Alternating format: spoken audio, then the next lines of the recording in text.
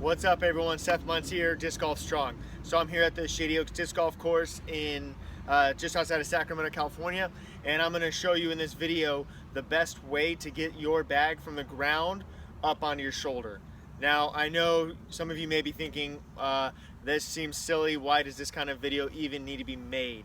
Something so simple as getting your bag from the ground to your shoulder. Well, it's actually really important.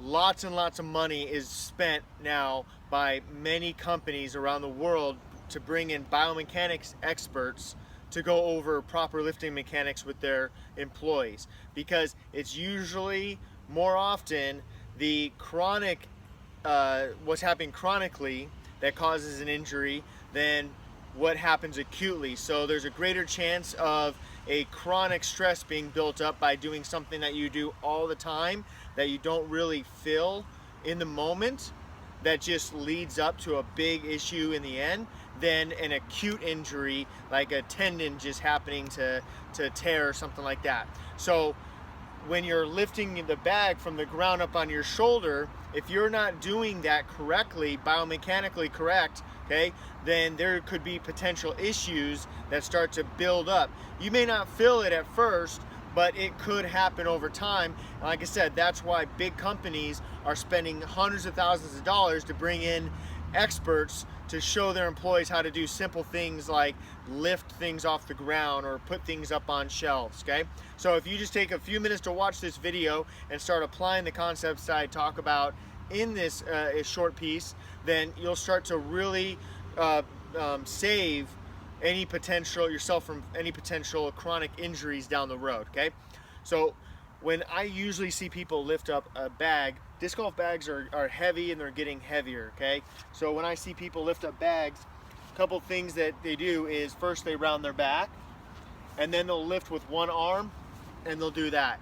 Now, a heavy bag like this can put a lot of stress on our back if it's bent.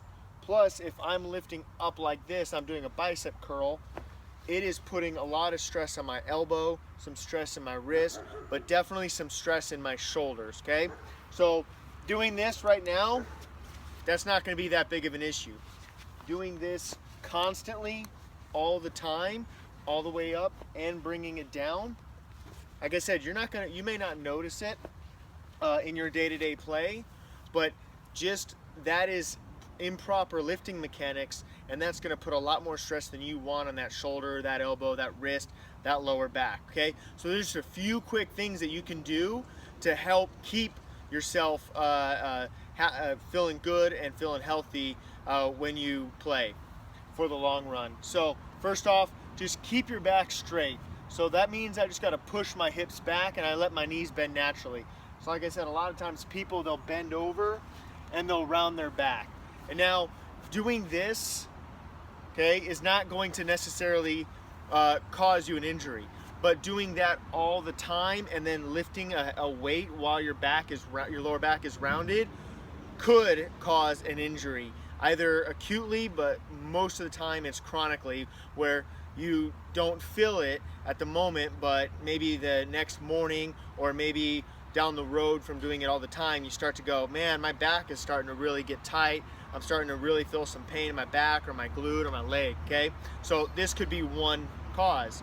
So keep your back straight. I think about, imagine having like a third eye, okay, right here pointing forward, and I just keep my chest up. If my third eye is pointed down to the ground, that means I'm usually rounding my back. So as long as that third eye is pointed about 5 to 10 feet in front of me, then I know, and my hips are going back, I know that my back is flat here and it's not rounded. Another key point is I like to use two hands, okay? So reduce the stress on that one shoulder, that one wrist, or one elbow by using two hands to grab on to the strap. So I'm gonna grab here and here, so I hinge back my hips, keep the bag close to me, and then I lift by pushing my hips forward, and it lifts the bag quickly. It's kind of like a power move, power exercise, okay, a power lift. So I push my hips forward, I pull with my arms.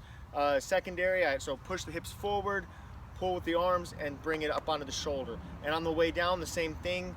I grab with both hands and I keep it close to my body and set it down like that. So if I do this and then I do that, that bag going away from me is going to also put more stress on my joints, okay? And that's what we don't want.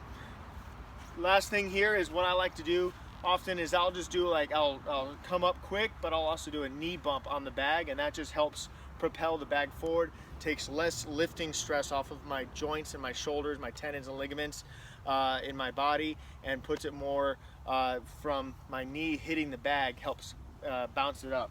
So I come here and I just push and then I pull it in. Okay, so like I said, the big key concepts here is keep your back straight, keep the bag close to you, and use 2 hands to bring it in and 2 hands to bring it away. Okay, so doing that repeatedly, just getting in the motion of just getting in the habit of doing that consistently, like I said, it's going to help lower the chronic stress you have on your joints and your ligaments. All right, have a great day everyone, and go play disc golf strong.